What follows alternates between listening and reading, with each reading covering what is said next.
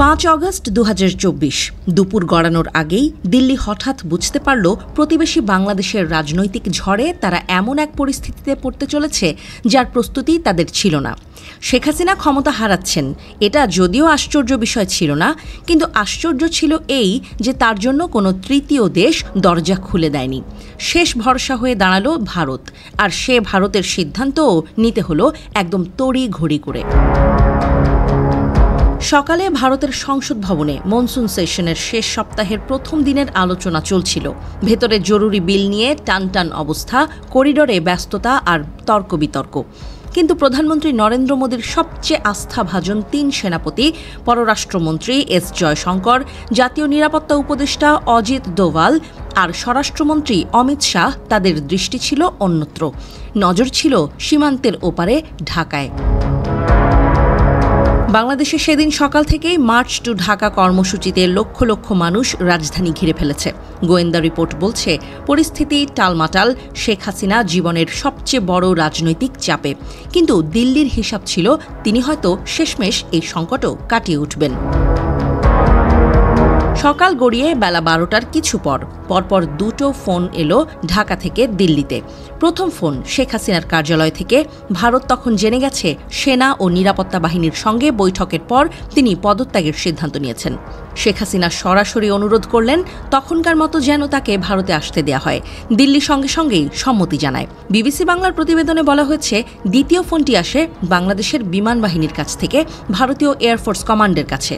শেখ হাসিনাকে বহনকারী সামরিক বিমান ভারতের ঘাঁটিতে নামার জন্য আনুষ্ঠানিক ক্লিয়ারেন্স চেয়ে, তাও মিলে যায় সঙ্গে সঙ্গেই। ঘটনার আগে পরে ছিল কূটনৈতিক কৌশল।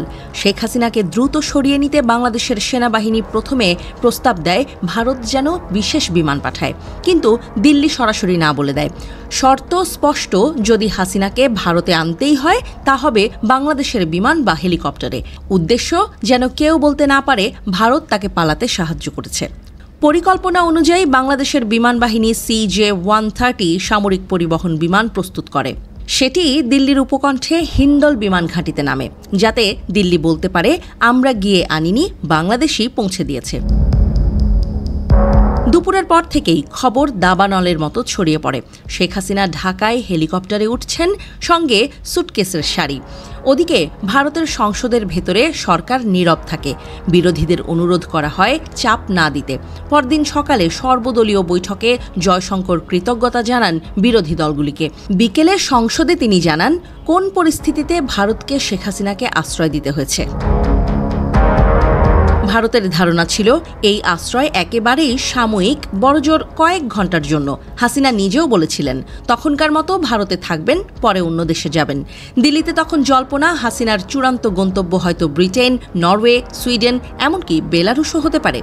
এক নির্ভরযোগ্য সূত্র বিকেল 4:30টায় জানায় তিনি যাচ্ছেন ব্রিটেনে, কিন্তু সেখানেই এলো বিপত্তি। নতুন প্রধানমন্ত্রী স্যার কিয়ার স্টারমারের সরকার জানিয়ে দিলেন এই মুহূর্তে শেখ হাসিনাকে গ্রহণ সম্ভব নয়। বিকল্প না থাকায় দিল্লি হয়ে গেল তার একমাত্র আশ্রয়।